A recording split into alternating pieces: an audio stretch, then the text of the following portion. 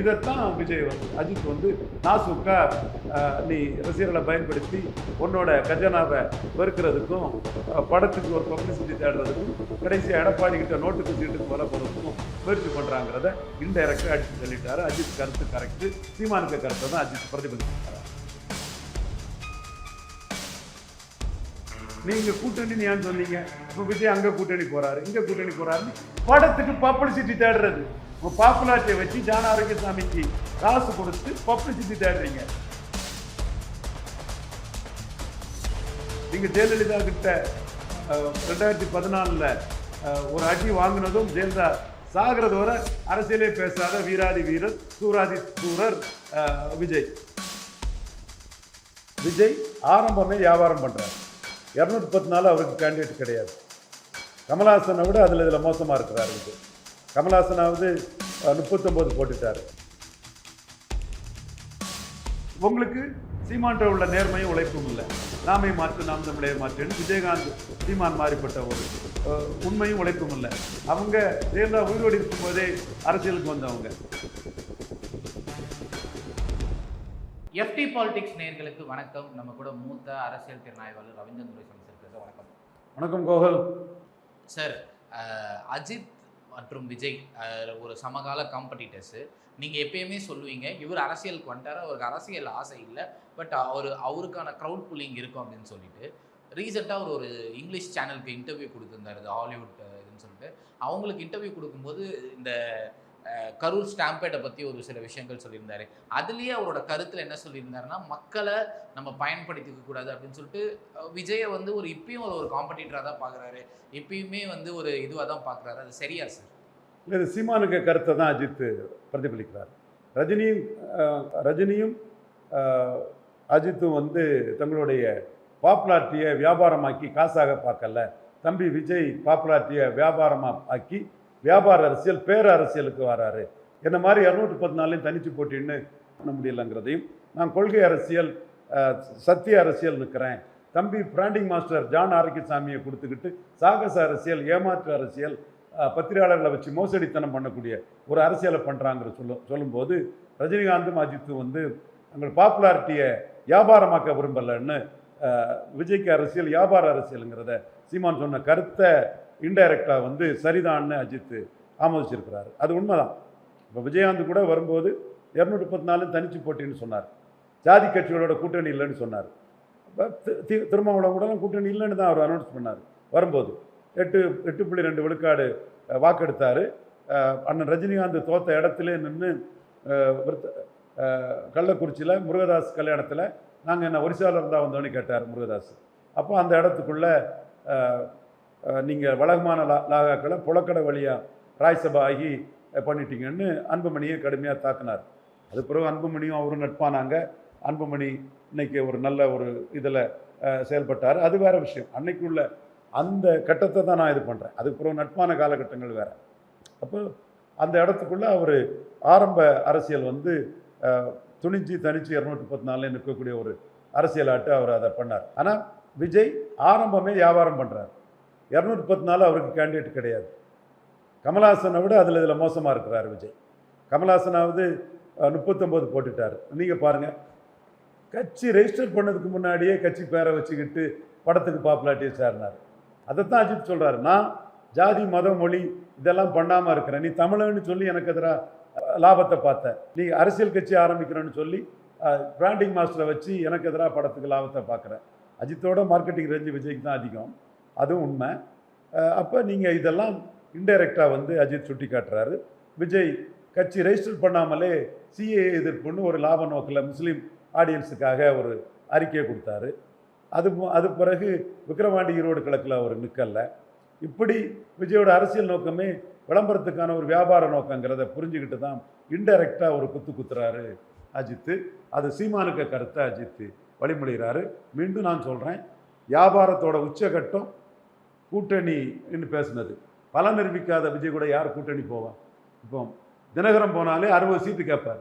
தம்பி நீங்கள் பல நிரூபிக்கல விஜய், நான் ஆர்கே நகரில் ஜெயித்தவன், 5.5% ஓட்டு எடுத்தவன், என்னோட ஸ்டாச்சர் என்ன, என்னோட இது என்ன, 60 சீட்டு இல்லாமல் அவர் நிற்பாரா? கிருஷ்ணசாமி அவர் 2% வாக்கு எடுத்தவர் 20 சீட்டு கேட்பார். இதில் கிருஷ்ணசாமி பேரம் பேசிகிட்டு இருக்கும்போதே ஸ்டாலின் வந்து உதயசூரியனில் ஒரு சீட்டுன்னா அங்கே போயிடுவார். அப்போ இந்த உண்மையெல்லாம் தெரிஞ்சும் நீங்கள் கூட்டணின்னு ஏன் சொன்னீங்க? அப்போ விஜய் அங்கே கூட்டணி போகிறாரு, இங்கே கூட்டணி போகிறாருன்னு படத்துக்கு பப்ளிசிட்டி தேடுறது. உங்கள் பாப்புலாரிட்டியை வச்சு ஜான ஆரோக்கியசாமிக்கு காசு கொடுத்து பப்ளிசிட்டி தேடுறீங்க. காங்கிரஸ் பாஜக கூட்டணி 117 காங்கிரஸ், 117 காங்கிரஸ், தாவேகா கூட்டணி 117 காங்கிரஸ், 117 தாவேகா, விஜய் முதல்வர்.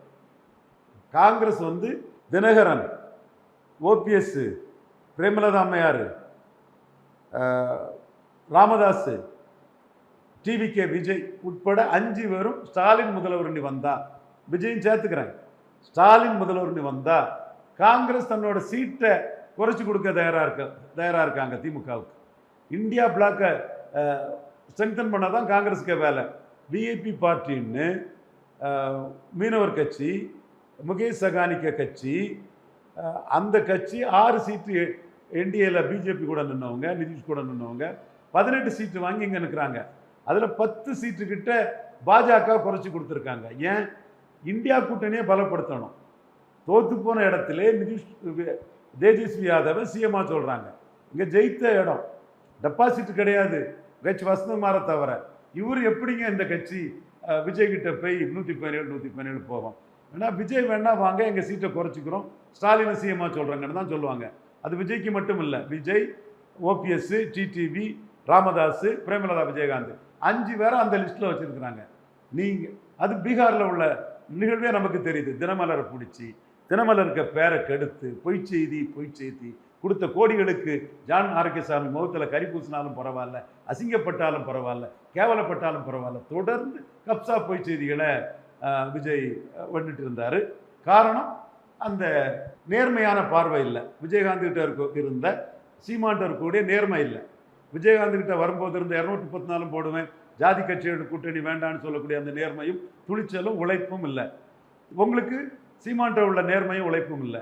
நாமை மாற்று, நாம் தமிழே மாற்றுன்னு விஜயகாந்த் சீமான் மாறிப்பட்ட ஒரு உண்மையும் உழைப்பும் இல்லை. அவங்க ஜெயலலிதா உயிரோடு இருக்கும்போதே அரசியலுக்கு வந்தவங்க. நீங்கள் ஜெயலலிதா கிட்ட 2014 ஒரு அடி வாங்கினதும் ஜெயலலிதா சாகிறது வரை அரசியலே பேசாத வீராதி வீரர், சூராதி சூரர் விஜய். அப்போ நீங்கள் ஒரு தெளிவற்று குழப்பமான நிலைமையில் மக்களை பகடைக்காயாக பயன்படுத்தணும். உங்கள் முகத்துக்கு ஒரு கட்சியை ரெஜிஸ்டர் பண்ணி நோட்டுக்கும் சீட்டுக்கும் விலை பெறணும். ஒரு கட்சியை ஒரு கட்சிக்கு அங்கீகாரத்துக்காக உழைக்காமல் அந்த கட்சியை பயன்படுத்தி எடப்பாடி கிட்ட கோடிகளும் சீட்டும் வாங்கிடணும்னு ஒரு வித்தையை காட்டுறீங்க. கொடநாடு கொலையை பற்றி பேசுகிறது கிடையாது, தூத்துக்குடி துப்பாக்கி சூடை பற்றி பேசுகிறது கிடையாது, அதிமுக ஊழலை பற்றி பேசுகிறது கிடையாது. முழுக்க சந்தர்ப்பவாத அரசியல் நிலைப்பாட்டில் இருக்கிறீங்க. உங்களால் 214 கண்டிப்பாக போட முடியாது. 35 தொகுதியில் உங்கள் பிறந்தநாள் கொண்டாட்டத்தை நடத்திக்கிட்டு 214 நடந்ததாட்டு போய் சொல்கிறீங்க. நான் திரும்ப திரும்ப கேட்குறேன். ரங்கராஜ் பாண்டே கூட சாணக்கியாவில் வாங்கி ரங்கராஜ் பாண்டே சாணக்கியாவில் வாங்கி அந்த 214 தொகுதியில் விஜய்க்கு பிறந்தநாள் கொண்டாடினதை போடுங்க பார்ப்போம். நீதி, நேர்மை, நாணயம், பண்பு இருந்ததுன்னா ஃப்ராடு ரங்கராஜ் பாண்டே. கேண்டிடேட் போட்டுக்கிட மாட்டார் ரங்கராஜ் பாண்டே. வெற்றி வேட்டு ரங்கராஜ் பாண்டே, மண்குதிரை ரங்கராஜ் பாண்டே, 35 இடத்துக்கு மேலே நடக்கல ரங்கராஜ் பாண்டே. அப்போ நீங்கள் முகத்தை காட்டி பாப்புலாரிட்டி வச்சு விலை போக நிற்கிறீங்க. அப்போ விலை போகிறதுக்கு 35 இடத்துல பிறந்தநாள் கொண்டாடிட்டு 214ங்கிறீங்க. அப்போ அஜித் சொல்கிறது கரெக்டு தான், சீமான் சொல்கிறது கரெக்டு தான். தப்புன்னா ரங்கராஜ் பாண்டே சாணக்கியாவில் விஜய் பிறந்த நாளில் 214 இடத்தில் அன்னதானம் வழங்கப்பட்டது, அது பற்றிய டீட்டெயில் இது. ரவீந்திரன் துரைசாமி கூறுவது சரியல்லன்னு நான் சொன்னது தப்புன்னா அதை நீங்கள் டிஸ்ப்ரூவ் பண்ணுங்க. அப்போ ஏன் நீங்கள் 35 இடத்துல நிற்கிறவனெல்லாம் சிஎம் கேண்டிடேட்னு வச்சு அற்ப சந்தோஷம் அடைகிறீங்க? அற்ப சந்தோஷம் ஏன் அடைகிறீங்க ரங்கராஜ் பாண்டே? தப்பு இல்லை அது. அப்போ தான் நாம் சொல்கிறோம், மண் குதிரை 234 கேண்டிடேட்டு சீமான் விஜயகாந்த் மாதிரி போட்டுக்கிட மாட்டார், பாப்புலாரிட்டியை வியாபாரமாக்க பார்க்குறாரு. இதைத்தான் அஜித் வந்து நாசுக்கா நீ ரசிகர்களை பயன்படுத்தி உன்னோட கஜனாவை பெருக்கிறதுக்கும் படத்துக்கு ஒரு பப்ளிசிட்டி தேடுறதுக்கும் கடைசியாக எடப்பாடி கிட்ட நோட்டுக்கும் சீட்டுக்கும் விலை போகிறதுக்கும் முயற்சி பண்ணுறாங்கிறத இன்டைரக்டாக அடித்து தள்ளிட்டாரு. அஜித் கருத்து கரெக்டு, சீமானுக்கு கருத்தை தான் அஜித் பிரதிபலிச்சிருக்காரு. சார் ரொம்ப நன்றி சார், நிறைய விஷயங்களை பேசியிருக்கீங்க, மக்கள் என்ன சொன்னாங்க. நன்றி கோபி.